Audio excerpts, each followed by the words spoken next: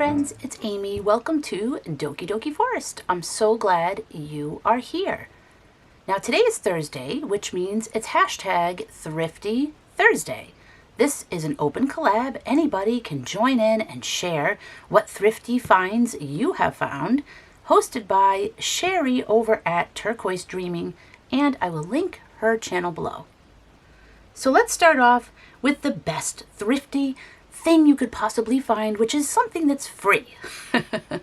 And I just want to let you know that if you go to your library, you may be able to find a magazine swap sort of bin where you can find some free magazines that you can use in any of your creative projects, glue books, collaging, just a journal that you want to, just include a picture of, maybe this meal that you made from this book, and you can put it in there. You can make a little cookbook and use some things in here. So I'm going to be harvesting these another day, but I just wanted to show you some of the magazines I picked up. You do get like a good variety, which is what I really like. So I love that they're free, and I love that they're magazines that like I would not buy. So like Travel and Leisure, I wouldn't buy it, but I love having it.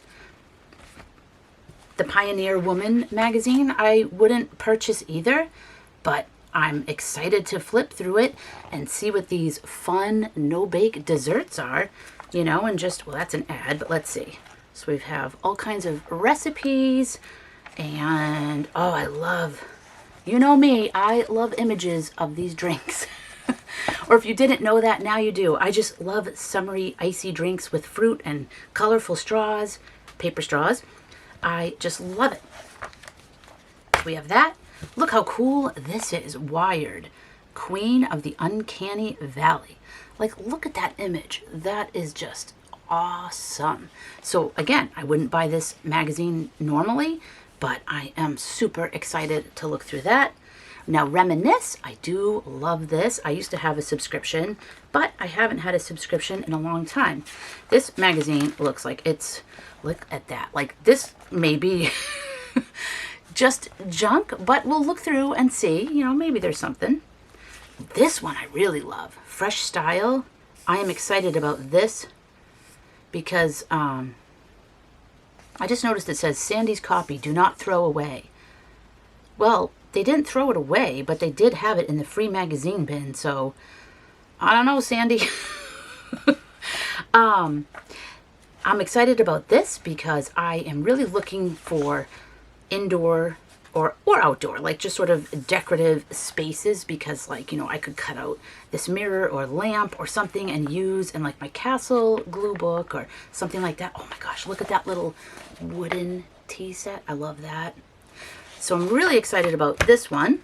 And then lastly, Wine Spectator, which I didn't even realize I grabbed, but this is a huge magazine. I'm guessing it's just going to be pictures of wine, but it may have either some pictures or it may have like a word. Oh, like look at this. Practical Magic. I love that. So I would take that. So yeah. It's worth it to grab just for that one phrase or, that one word or that one image that you can reuse. It's awesome. So yeah, just don't forget to check your library and see if they have anything, any sort of a magazine swap, or if they don't, you could even ask, if they are thinking of creating one, because it's a really great way to stock up on some magazines, especially getting like a really nice assortment.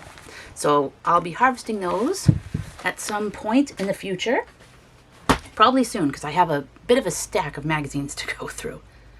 Now, next up, something a little random. You may see it over here, but I did find this beautiful fox lamp. I love this so much, and it has all the little like snowflake sort of holes there, the cutouts, and so that way when you turn it on, let me see if I can turn off my lights and show you. This light does not want to turn off. There we go. Okay, ready? So there we go. It's really beautiful. And so, oh, and look at it, makes the pattern too from the holes there. It makes like a snowflake or star kind of pattern. So I loved this. and definitely needed this for the forest. So that's going to go probably on my desk. But just love that. That was at the thrift store, and I think it was $10, which may seem like a lot at the thrift store, but I'm guessing it was probably something that was like $20 at some point. So, you know, $10 for this beauty, I couldn't pass it up. Okay, and next up, I went over to Five Below, and I wasn't really looking for anything. Sometimes we just go in there to buy like movie candy because they have like a pretty good deal. So usually that's what I go in there for. But on this particular day I went in and I was very excited to find this My Little Pony notebook. And it's not just any My Little Pony. This is like vintage G1, Generation 1 My Little Pony from when I was growing up. And this is exactly the sort of thing that I want for my 80s journal. My childhood, growing up, I loved My Little Ponies. And look how beautiful they are, the rainbow ponies. It says Believe. And look, there's little like tabs at the top. Glory, it's one of my favorites right there. Looks like cotton candy there. Anyway, so yeah, and then look, it's like a dot grid sort of paper there, and it has this little pony little decal. Oh, that's Moonstone. That's one of my faves too. It's like old friends. So you get a section of that, and then you get another chapter here. Oh, there's Megan. I loved Megan too. I wanted to be Megan, hang out with all the ponies. I love ponies. Yep, that was me. Still is me. Still love it. So I was wondering if I could use this for some sort of a glue book, maybe an 80s kind of glue book sort of thing. So that's my idea. Unicorns are real. And then I might add some, you know, words and stuff to go with the images. I don't know. I kind of feel like I just want to start gluing 80s stuff in here and just see what happens. Maybe put some My Little Pony pictures in there, and then Dreaming of Rainbows. That's another one of my faves there, Firefly. I mean, I love all of them, but there's just certain ones. Like, I mean, that's cotton candy. I love cotton candy, but like certain ones I played with all the time as a child. Specifically, Baby Firefly. Not that anyone asked or cared, but I'm telling you anyway. Look how cute the back is. So yeah, an 80s glue book. What do you think? I think it would be really fun. Probably have to print out just about everything from the internet because I don't really have a lot of 80s images. I have a few, but they're kind of hard to find lately. So yeah, so that's that. But then, that's not all they had. They also had a Care Bears stationery set. Take the plastic off. And it's also G1, OG, original Care Bears. What is this? I just noticed. Oh, this is a little eraser right here. All right. So we have a little eraser. Let me get the light on here. Does this have anything in it? No. Okay, so that's just hollow. And then we have, oh, we have a pencil though. How cute. Look at this. Not giving this one to the kids for school. Not that they would want it in high school. But, you know. Or middle school. Maybe elementary. Okay. Care Bears journal. Now, again, this could also be an 80s glue book or journal sort of thing. But this one does not have as much detail. So this one doesn't have the tabs at the top. Doesn't have the decorative little picture in the corner. I don't think it has any pictures in it. Let's just check. No, it does not. So I guess instead of getting like some of these extra details, you get the pencil and this little eraser, and you get this cute little picture of Funshine Bear hanging out with the rainbow. So yeah, a little different. And this cover feels maybe a bit more like papery. This one definitely is plasticky. It's just plastic. So it's a little bit different too. And these were $5 each. And totally worth it in my book because I think these are awesome. So let me know if you have any ideas what I could do with these beyond the 80s glue book idea. Yeah, that's pretty much all I got. So 80s glue book. So maybe I'll fill up. I mean, I could just do ponies in this one. I could do just ponies in this one and 80s in this one. Or I could do just toys in one, like 80s kind of toys and stuff like that. And then do like movies in another one. I don't know. I'm open to suggestions. Let me know what you think. But These were super cute. And I kind of wish I got 2 of each because I feel like maybe one's not enough. I don't know. So highly recommend these. And then I wanted to share with you, at the library, they were getting rid of some books, some animal books. I'm going to show you these 2, Animals That Live in Trees and Creatures Small and Furry. And there were a few other ones as well. I took a couple other ones. I didn't take all of them. I left a bunch of them too because I didn't want to, like, you know, hog them all. I took a couple, and then I figured if I go back and they're still sitting there for free, like, you know, a week or 2 later, I'll grab some more, because I didn't want to just, you know, grab them all if there was like a teacher or somebody like that that could use them, you know. So I kind of try to give things time. Like if I see something really cute that I want, I get it, but I try to leave some for other people too, unless it's there for a long time, and then I figure, okay, I'm gonna take a couple more because I don't want them to get thrown out or something like that. So Creatures Small and Furry. Look at that. You know I love my creatures small and furry. Like my little Hammy right here. This little guy I made. And I was thinking that not only would I love to have this book for the pictures, but for inspiration for my next, you know, clay doll. Not just clay, but like, you know, an art, yeah, let's say art doll, art creature doll. How about that? Love these inside pages. Look at this. The smallest of these animals would fit in your hand. The biggest is about the size of a house cat. And it goes through all, oh my gosh, fairy armadillo. Are you kidding me? I have not heard of that. Okay, that might be my next clay art doll. Fairy armadillo. Possum Patty's hanging out. So this is a really good book for both the pictures and for inspiration. Look at this. This chipmunk. So cute with those cheeks. So I have a strawberry plant. Last year I had a little chipmunk that liked to come and steal all the strawberries. I'd be watching them as they ripened, and you know, it'd be just before they were ready to pick, and I'd be like, okay, tomorrow's the day I'm gonna pick it. And this little guy would sneak in and grab them. But this year my strawberry plant has only had 2 strawberries, and I've managed to get both of them. Now that I'm thinking about that, maybe it had more strawberries and I never saw them because they were in someone's cheeks already. So these are really cute little books. Look at these little, I like all these kind of things. So I know some people don't like mice. I actually really like them and think they're cute. Look at the possum. Now this drives me nuts when there's a really cool image and it's like right in the seam here, and then you like, you know, like I wish the seam was here on the tree or something, so that way you don't sacrifice some of this picture, because if I rip this out, I could probably get most of it, but there might still be a little spot there that doesn't quite line up. But look how cute the little baby opossums are on the back. Oh, so cute. I love that.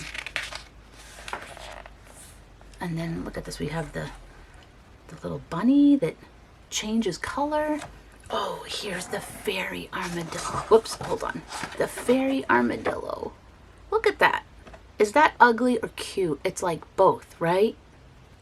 It's like I saw a hairless guinea pig. It was so cute, but it was like kind of weird too, but it was very cute, I guess. I think I settled on cute. Look at that. Little grooming going on there. Oh my gosh, look at the chipmunk sipping water. That is too cute.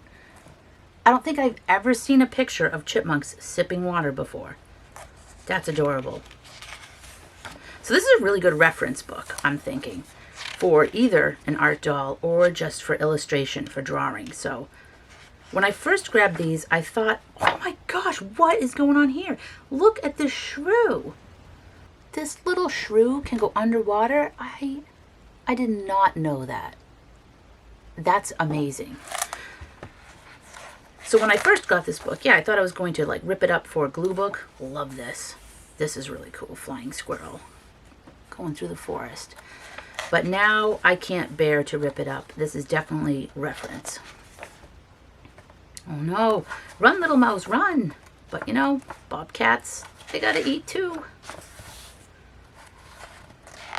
I used to watch nature shows growing up, and I would hate when they would show like the little animal you've been watching, like, you know, and then they show it getting hunted by a predator. And oh, I used to hate it. I was like so mad that they could just film that and not jump in and help. I'm like, how did you not help that creature, you know? But, you know, I know that it's because you can't interfere with nature. You just have to let it be how it is. But yeah, it was tough for me to watch. And this is published by National Geographic Society. I don't see a date on here. Oh, it was on the front, 1983. I was so busy looking at that chipmunk, I didn't even notice. So yeah, 80s book. And then here's another one, Animals That Live in the Trees. We'll just have a little look at this. And I'm guessing this one will probably be for reference as well. Oh, there's koalas way up in the tree. Look at them, way up in the tree. I love koalas. I love watching specials about koalas. They make the funniest noises. It's like they look so cute, and then they do that like groaning, grunting sound, and it's just so funny. It's like not what you expect for the koala to do. Oh, look at the raccoon. It's napping in an empty squirrel's nest. How adorable. Like, that's an illustration right there. Getting some food here. Some bird. Oh, porcupine. Love that. Looks like he's smiling for this picture. Look at him. And he's like, what's up, everybody? I wonder how long it took to get that shot. Look at some deer, some monkeys, some bats. Now, what's this guy? Oh, the pine marten. Oh, no, he's going after a squirrel.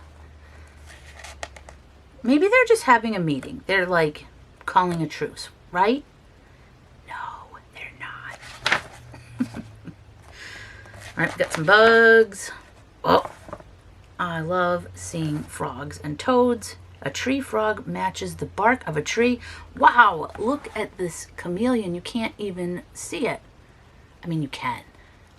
But I mean, don't you think you would just walk right past that and never know it was there? You'd have to be pretty observant to see that out on a walk. More lizards. Oh, I like the snail. I love this snail here. I love drawing snails. Look at this guy, just chilling. It looks like he's just chilling. Flying squirrel. Monkeys. This would be good for an orange page, but I'm not ripping this up. I don't think anyway.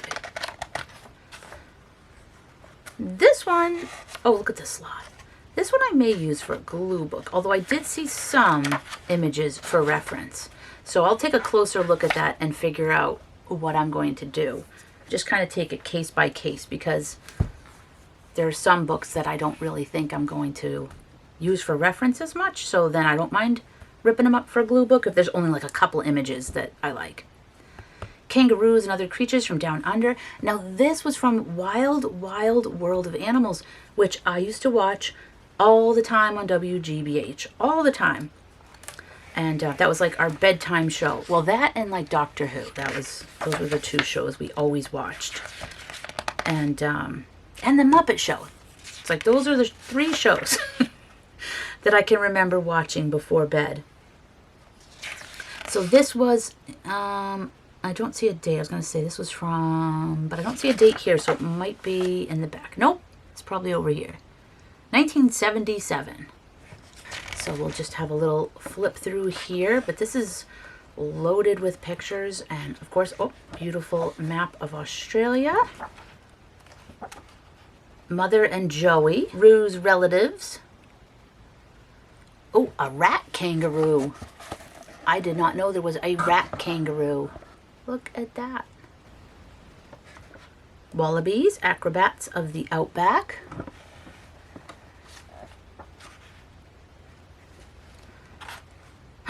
Now this picture here, this one exactly actually, is a reference picture that my mom used way back in the day when I was a little kid in the 70s to paint.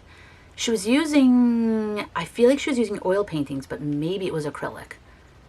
And she painted these koalas. And that painting hung in our house, my childhood home, for a long time. And then I don't know what happened. I don't know if it got thrown out at some point or given to somebody else. I don't actually know. But I can't believe it. This is literally the exact picture that was used for the reference. So now I'm thinking I would like to take this and also paint this, because I really wish I had my mom's original painting. But because I don't, I think I will make my own with acrylic and try to recreate sort of what she did and hang it up. Super cool. Speaking of super cool, look at this like Superman koala just like leaping. Wow. A young cub, fingers clutching its fur, hurtles out of a tree in a leap toward the greener leaves of another tree. Wow. So yeah, this book is loaded with all kinds of images. This is a great book for reference for painting, or, you know, for making some sort of a sculpture or creature. So it's a really good reference book. And it's got a little bit of everything. We have birds, lizards, mammals, marsupials. We've got a little bit of everything. Ooh, that was really stuck there. Did you hear that? So that's cool. I got a couple other books like that too. And then the last book I was going to share is a children's book. And I remember reading these with my kids. And I don't actually own any of them, or I didn't until now. I found this at a book sale, library copy. It's still got the library cover on it. Crinkle Root's Guide to Knowing the Trees by Jim Arnosky. These books are awesome. The illustrations are beautiful. They're really inspiring. And the best part is that you learn a ton. And there's a whole series of them. They might be listed in the back, but there's other Crinkle Root books. Copyright 1992 for this particular one. But look at these beautiful illustrations with watercolor and pen. I love this style. He says, "Greetings, friend. My name is Crinkle Root. You've found me in the middle of the forest. I've been walking through the woods, visiting with the trees. If you like, I'll introduce you. Some, like the giant oak trees, are among my oldest friends. Others, like these tiny new oak trees, are just starting out in life."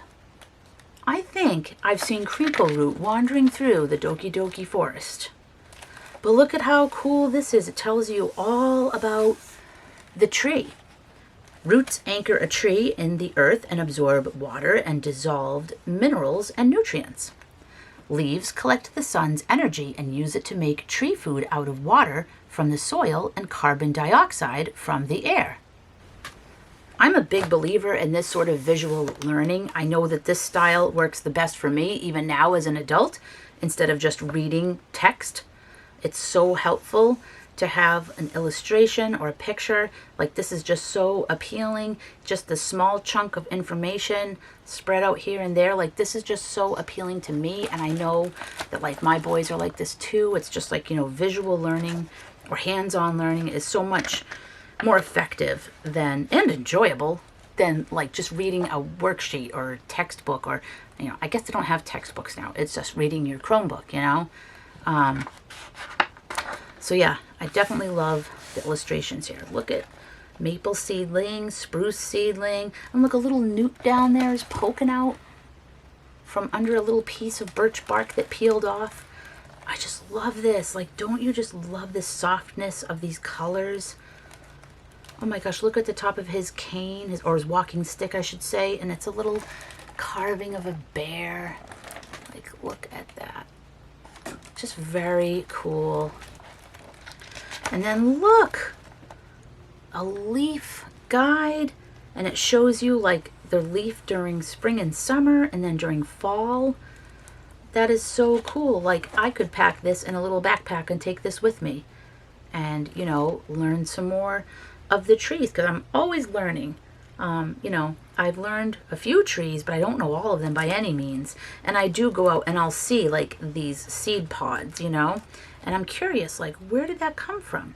And so I do try to look up and discover, you know, where it came from. And I am always trying to be better about learning about the world around me, you know, being more present. And, you know, when I go for a walk, you know, just really looking around and noticing something. It can just be like an interesting leaf, like this, you know, and just wondering, like, what kind of tree is that? Or what kind of plant is that? And look at all the pine here. All the different kinds of pine trees. So this is really cool. Whether you have, like, you know, a young one in your life or just for yourself. Like, I want to buy this whole series and just for me, you know. And if somebody else here wants to read it, then great. But honestly, this to me is better than, you know, one of those really thick Audubon guides, which are great, but they're kind of like, there's so much in there that I get like overwhelmed. I feel like this is a manageable chunk and it gives you a lot. It may not have everything, and the Audubon guide is certainly useful and it has everything. So you can probably definitely find it in there. Probably definitely. Don't you love that? But this for me is like just enough, you know? This is probably most of what I would see out on my walk. So let's see what Crinkle Root says here. A forest of softwood trees is a mysterious looking place. Long rays of sunlight shine down between tall pointed treetops. Sounds are muffled by the evergreen boughs. The air is fragrant and still. A hardwood forest is an open, airy place. Breezes carry the scent of green leaves and bark. Spots of sunlight dapple the tree trunks. Noises echo sharply as they bounce off the hardwood trees. Brittle, fallen leaves crackle under your step. And I just love how this is mostly yellow. When I paint, I want to use all the colors. But I really love just having a few colors and using them in different ways to be effective. You know, like the silhouettes of the trees back here, but yet there's rays of light here. So you have to paint what's in the sun ray lighter or more yellowy than what's not.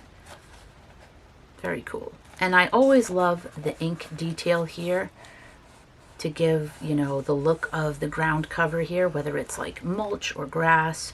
I love that. Or not mulch, but just like dirt. I don't think the woods are all mulched, you know. Some of the trails are, but for the most part, you know what I'm saying. Look, the little snake is happily holding his walking stick because they're all friends. This is definitely like going for a walk through Doki Doki Forest. Look, the little owl is lovingly grooming his hair. They know Crinkle Root is a friend. So I highly recommend these books for sure because they're just so calming to look at. Like, they're very cozy and very calming, and it definitely makes you want to go for a walk in the woods. And it would definitely, I think, there's another one. Definitely, I think. So I have definitely, probably, and definitely, I think.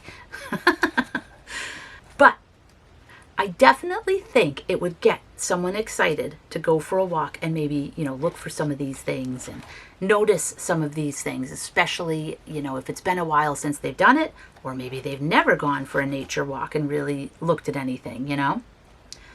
So it's an inspiring book. Oh, look at this. There's all the rings on the tree. The age of a tree is a secret locked away, recorded by the growth rings in the tree's wood. Here is what a tree looks like inside. Growth rings. Every year, a new ring is added. And here's the heartwood at the center.